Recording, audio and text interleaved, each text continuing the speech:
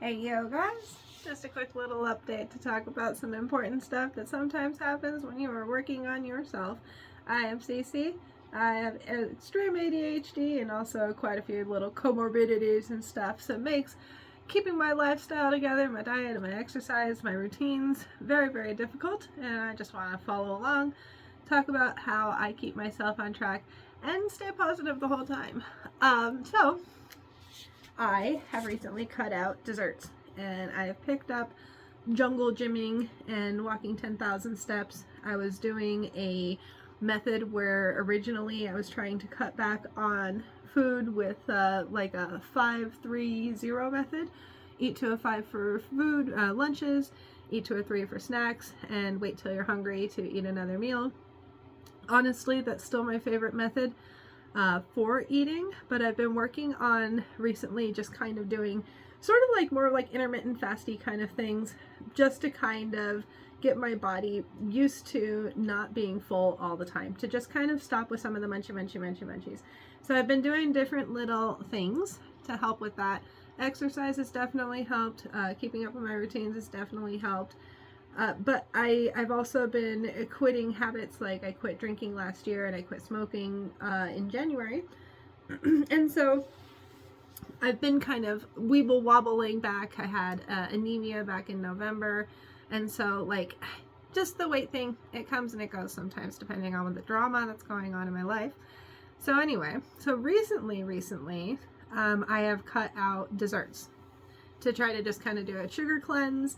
I had been eating too much sugar because of the quitting things, and sometimes that makes me crave sugar because that's an easy dopamine rush, but it's also not good.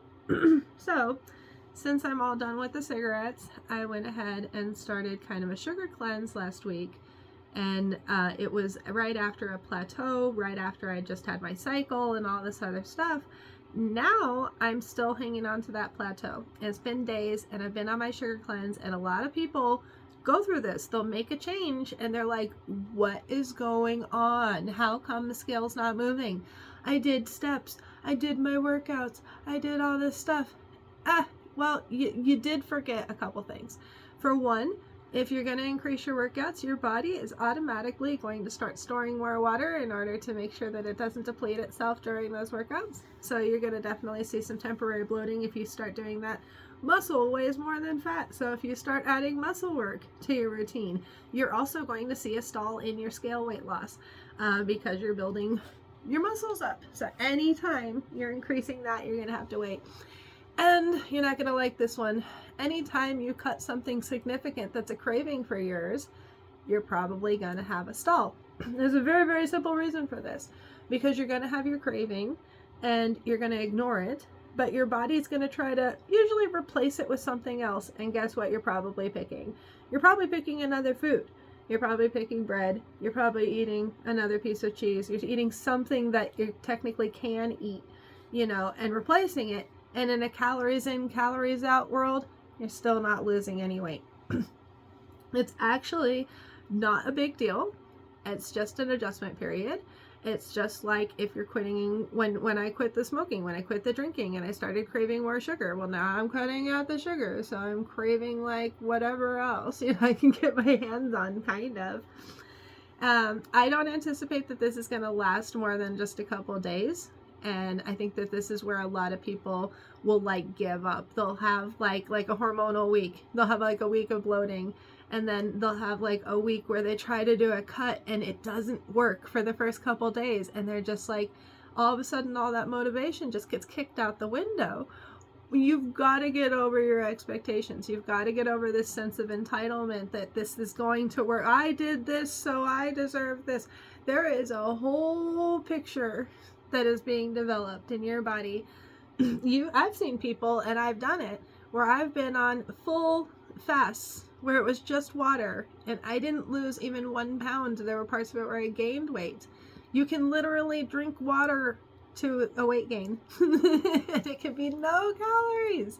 So there's just so many different factors that the one thing that you should never, ever, ever give up on is consistency. And one thing that I've learned is that when I focus on the consistency over the results, when I let the consistency be the result, and say, listen, I might need to adjust my focus, I might need to adjust my plan, I might need to do something a slightly different way, but at least I stayed consistent.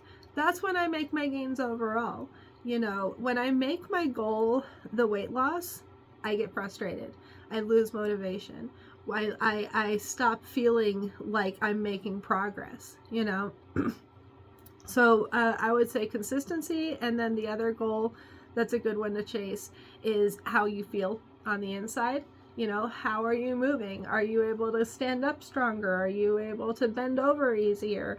Are you able to, handle, do you feel more energy during the day? It doesn't matter. Are your jeans still tight?